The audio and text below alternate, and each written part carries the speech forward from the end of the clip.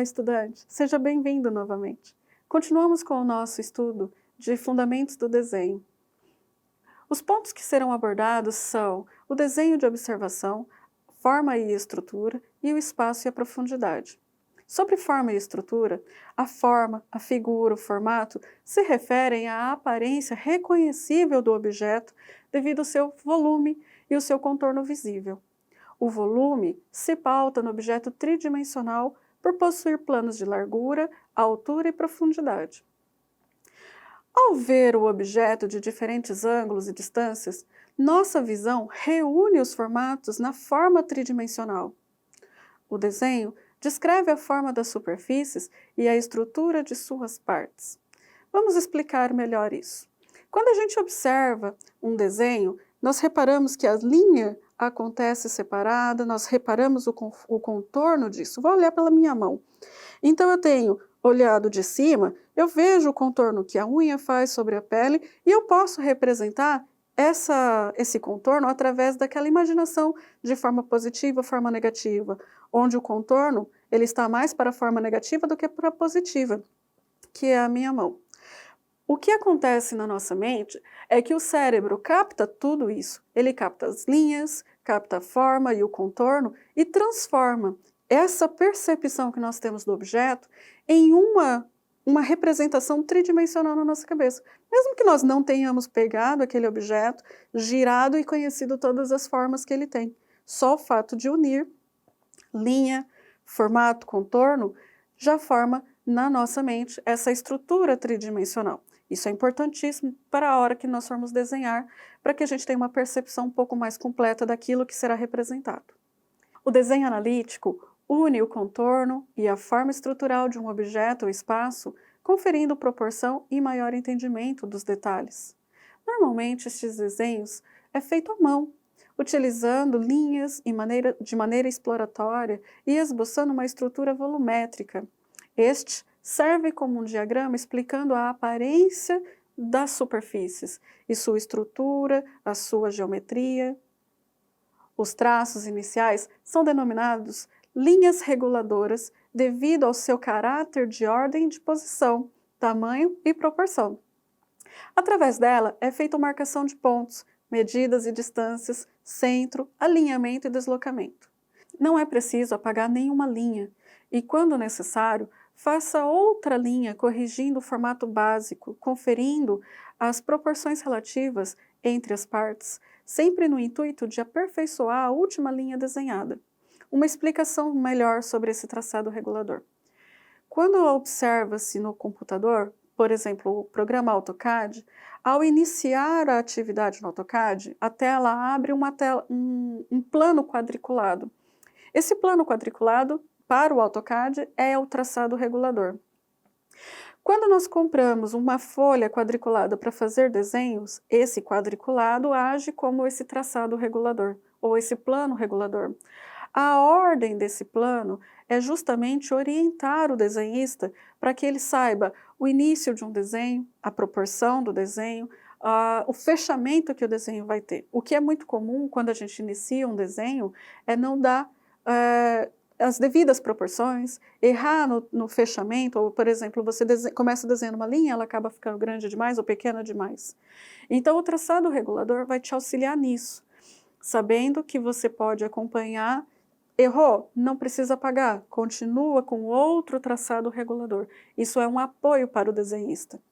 E nesse momento que você está desenhando, o objetivo é você construir percepções a respeito do que está sendo desenhado. Não é desenhar perfeitamente. Por isso esse traçado deve ser lento, com pesquisa, você pode observar mais o que está desenhando, retornar. Não se preocupe, não é o momento de fazer grandes obras de arte, mas sim de aprender a desenhar usando o traçado à mão livre, reconhecendo o seu próprio traço, reconhecendo os seus limites.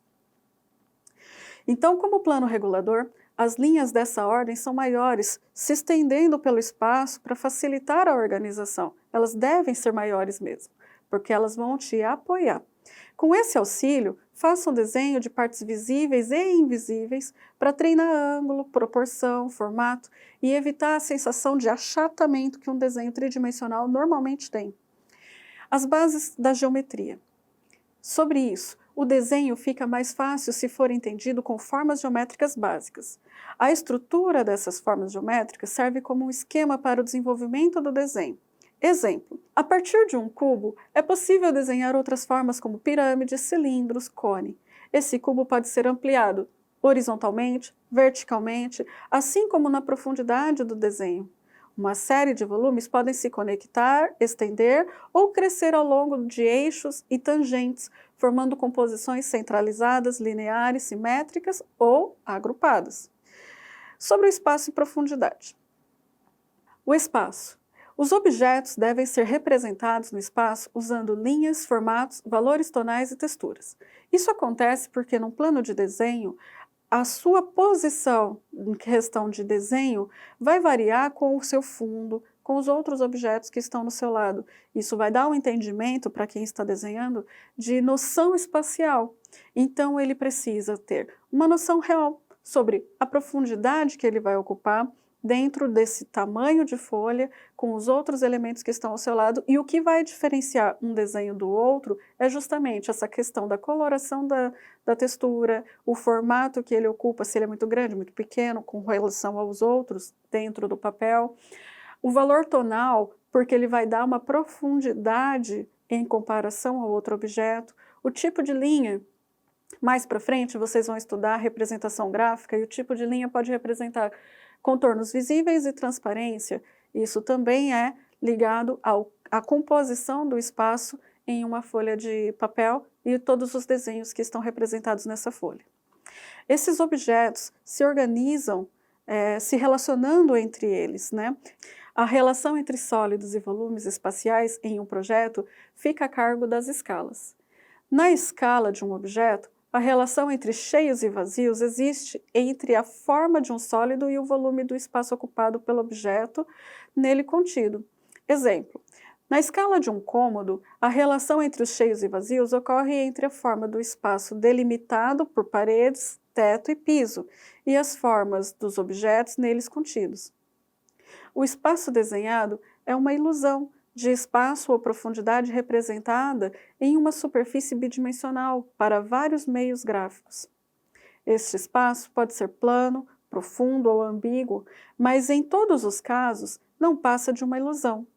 No entanto, as combinações de linhas, formatos, valores tonais e texturas utilizadas em uma superfície de desenho podem provocar, em nosso sistema visual, a percepção de um espaço tridimensional. Se compreendermos o modo como deduzimos as formas e os espaços tridimensionais daquilo que vemos, poderemos explicar estas informações para fazer imagens desenhadas do objeto parecer plana ou volumétrica. Profundidade.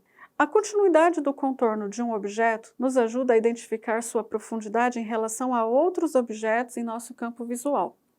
Perfis e linhas de contorno mais escuros e espessos tendem a avançar, parecendo estar à frente do contorno mais claro e fino. De maneira similar, qualquer mudança de textura ou contraste agudo de tonalidade ao longo de uma borda de sobreposição amplia a ideia de distância entre dois formatos sobrepostos. O que significa? Quando nós vemos um objeto, o que está mais próximo de nós, imaginem a montanha ou a serra. Se você observar a montanha que está mais próxima de você, ela é mais escura comparada à que está atrás desta. Então, essa questão de coloração define a profundidade. O que está mais perto de nós, mais perto do observador, geralmente tem tonalidade mais escura, mais fechada e apresentará sempre uma linha de contorno mais definida. Enquanto que o que está para trás tem a tendência a se tornar mais claro e a sua linha de contorno menos definida. Isso é importante ao definir o objeto que será inserido nesse plano de desenho. O que está mais próximo do observador, sendo um objeto tridimensional, com tonalidade mais escurecida, e o que está mais distante do observador, sendo ainda um objeto tridimensional, tendo a tonalidade um pouco mais clara e a tua textura de desenho, suas achuras, né, pouco menos definidas para poder variar a profundidade. Bom, vamos ficando por aqui. Eu espero que o conteúdo sobre desenho de observação tenha elucidado as suas dúvidas e eu desejo a vocês bons estudos.